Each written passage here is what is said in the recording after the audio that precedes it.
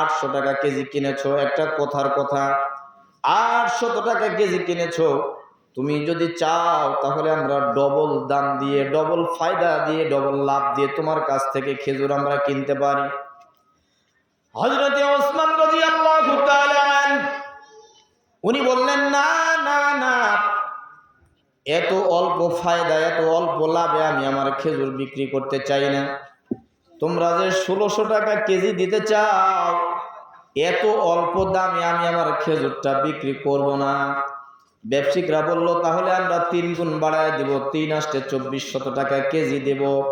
হযরতে ওসমান বলেন, না না না না না না, এটা 3 গুণ বাড়াইলেও হবে না, আমি এটা 70 গুণ বাড়ায় দাম নেব। সকল ব্যবসায়িকরা হযরতে ওসমান রাদিয়াল্লাহু তাআলা আনহুর কাছ থেকে দূরে সরে গেল। 1 কেজি খেজুর যদি 70 গুণ টাকা বেশি দিয়ে ক্রয় করতে হয়, মানুষের কাছে এটা আমরা বিক্রি করতে পারবো না, এটা বিক্রি করা সম্ভব হবে না। সুতরাং ওসমান খেজুর নিয়ে আসছে, ওসমান বিক্রি করবে, আমরা করব না। হযরতে ওসমান রাদিয়াল্লাহু তাআলা আনহুর কাছে আল্লাহর নবীর সাহাবা হযরতে আবু বকর সিদ্দিক এবং ওমর ফারুক রাদিয়াল্লাহু তাআলা আনহু গেলেন।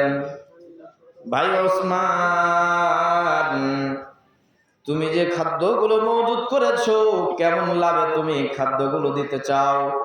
হযরতে ওসমান বলেন, এটা আমি 70 গুণ লাভ নিয়ে দিতে চাই। হযরতে আবু বকর বলেন, এটা তো অসম্ভব একটা বিষয়। হযরতে ওসমান রাদিয়াল্লাহু তাআলা আনহু বলেন, এটা অসম্ভব কিছুই না, অসম্ভব কিছুই না। মক্কাতে যতগুলো মানুষ, অভাবী মানুষ আছে, সকলকেই তোমরা দাঁড় করিয়ে দাও, সকলকেই দাঁড় করিয়ে দেওয়া হলো। বাবা, হযরতে ওসমান রাদিয়াল্লাহু তাআলা আনহু হাজার হাজার টন খেজুরগুলো, খাদ্যগুলো মাংনায় দান করে দেয়। মানুষরা জিজ্ঞাসা করলো, লোকজন জিজ্ঞাসা করলো, ওসমান তাহলে কি আনতা কাযযাবুন, তুমি কি মিথ্যাবাদী? বলে, কেন কেন কেন, মাযাব, কেন তোমরা বলো আমি মিথ্যাবাদী? বলে, ওসমান তুমি তো বললা 70 গুণ লাভ ছাড়া জিনিস বিক্রি করবা না। এখন লাভ তো দূরের কথা, তোমার আসল টাকায় তো তুমি দান নিলা না, এমনি এমনি সকলকেই দান করে দিলা, এর ভিতরে কারণ কি? হযরতে ওসমান রাদিয়াল্লাহু তাআলা কালামে পাকের ওই আয়াতটা তেলাওয়াত করলেন, মাসালুল্লাযীনা ইউনফিকুনা আমওয়ালাহুম ফি সাবিলিল্লাহি কামাসালি হাববাতিন আনবাতাত সাবআ সানাবিলা ফি কুল্লি সুমবুলাতিন মিআতু হাব্বা। জোরে বলেন না সুবহানাল্লাহ। হযরত ওসমান রাদিয়াল্লাহু তাআলা 3 নাম্বার পারায় সূরা বাকারার 3 নাম্বার পৃষ্ঠায় 5 নাম্বার লাইনের আয়াতটা তেলাওয়াত করলেন।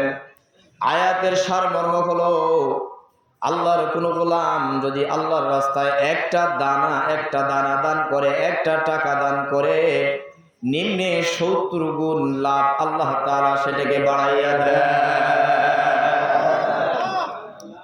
আল্লাহর নবী ডাকতে বললেন, ওসমান আনতা সাদিকুল জান্নাত, তুমি আমার জান্নাতের বন্ধু। এই ওসমান রাদিয়াল্লাহু তাআলা আনহু মক্কা মদিনার মধ্যে দামি। জোরে বলেন কথা ঠিক কিনা? কত দামি, কত দামি। আর একটু কথা বলে আমি আমার বয়ানের সামনের দিকে যাই। বাবা, হযরতে ওসমান রাদিয়াল্লাহু তাআলা আনহু তিনাকে জান্নাতুল বাকিতে দাফন করা রয়েছে।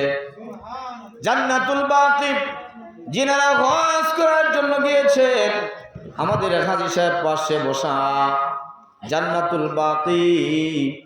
জান্নাতুল বাকি হলো রাসূল আকরাম সাল্লাল্লাহু আলাইহি ওয়াসাল্লামের রওজা মুবারক।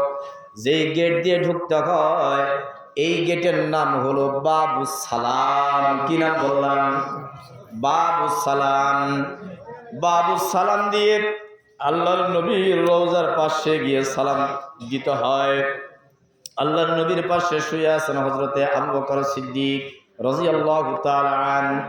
এরপরে শুয়ে আছেন হযরতে ওমর ফারুক রাদিয়াল্লাহু তাআলা আনহু, আল্লাহর নবীর কবর মোবারকের আগে একটা জায়গা ফাঁকা রয়েছে।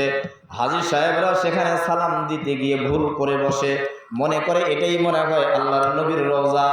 না না না, এটা ফাঁকা রাখা হয়েছে আরেকজন উম্মতের জন্য, তিনি হলেন হযরতে ঈসা আলাইহিস সালাতু ওয়াস সালাম।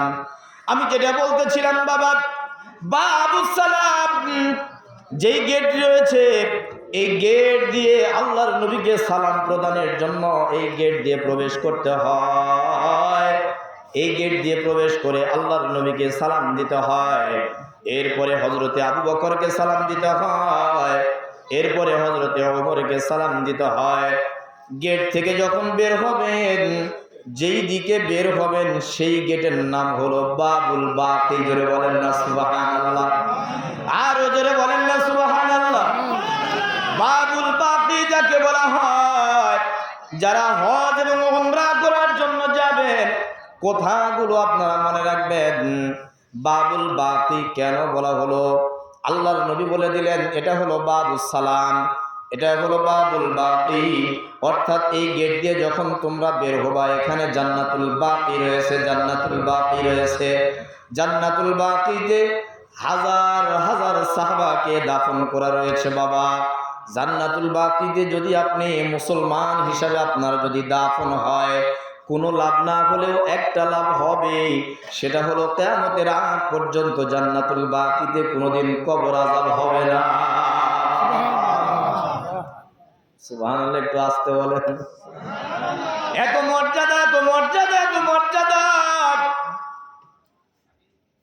এই তো আমরা উমরা থেকে ঘুরে আসলাম 3 দিন আগে। উমরাতে গিয়ে হাজী সাহেবরা যখন জান্নাতুল বাকিতে গেল, ফজরের নামাজের পরে গেটটা খুলে দেওয়া হয়। প্রতিদিন নামাজের পরে তো জানাজা হয়, আর প্রতিদিন জান্নাতুল বাকিতে মুসলমানদের দাফন করা হয়। বিশেষ করে মদিনায় যদি কোনো হাজী হজ করার জন্য যায় আর সেখানে যদি ইন্তেকাল হয়ে যায়, আল্লাহর গোলামের কপাল বড় ভালো, নসিব বড় ভালো, তাকে জান্নাতুল বাকিতে দাফন করা হয়, কবর দেওয়া হয়। ইমাম মালিক রাহমাতুল্লাহি আলাইহি জান্নাতুল বাকিতে রয়েছেন। জান্নাতুল বাকিতে কারো কবরের পরিচয় দেওয়া হয় না। এই জান্নাতুল বাকিতে আল্লাহর নবীর মেয়ে হযরতে ফাতেমা, যিনি জান্নাতের মহিলাদের মধ্যে সরদারিনী হবেন, ওনাকেও দাফন করা আছে। আল্লাহর নবীর মেয়ের পরিচয় সেখানে দেওয়া হয় না, বরং জান্নাতুল বাকিতে হযরতে ওসমান ইবনে আফফান রাদিয়াল্লাহু তাআলা আনহুর পরিচয় দেওয়া হয়। বলে বলেন না সুবহানাল্লাহ। এত দামি, এত দামি, ইনি হলেন দামি এক ওসমান। আর এক ওসমানের কথা বলতেছিলেন। আমি আমার আয়াতের এখনো আলোচনার দিকে যেতে পারি নাই। এটা বলছি আমি শানে নুজুল, আয়াতের শানে নুজুল, যেই আয়াতটি আপনাদেরকে প্রতি জুমআয় দ্বিতীয় খুতবায় শোনানো হয়। এই আয়াতের মধ্যে 3টি নির্দেশনা রয়েছে, 3টি নিষেধাজ্ঞা রয়েছে। এটা আমি বলতে সময় সুযোগ পাবো কিনা আমি জানি না। আয়াতের শানে নুজুল ওসমান ইবনে মাযউন, নাম মনে আছে আপনাদের? ওসমান ইবনে মাযউন তিনিও বড় দামি। কখন দামি হলেন? ওসমান ইবনে মাযউন এখনো মুসলমান হয় নাই। আল্লাহর নবীর কাছে সকাল বিকেলে না আসলে ওসমান ইবনে মাযউনের ভালো লাগে না। আমাদের মুসলমানদের মধ্যেও দেখবেন অনেক মানুষ আছে, হিন্দুদের সঙ্গে বড় ভালো সম্পর্ক আছে না নাই? সকাল বিকাল অনেক সময় যুবকরা হিন্দু বন্ধুদেরকে নিয়ে ঘুরে বেড়ায়। আল্লাহর নবীর সঙ্গে সাক্ষাৎ না করলে ওসমান ইবনে মাযউনের ভালো লাগে না। আল্লাহর নবী চিন্তা করে, ওসমান দেখি তুমি কবে ইসলাম কবুল করো। ওসমান ইবনে মাযউন আল্লাহর নবীর সঙ্গে সাক্ষাতের জন্য এসেছে।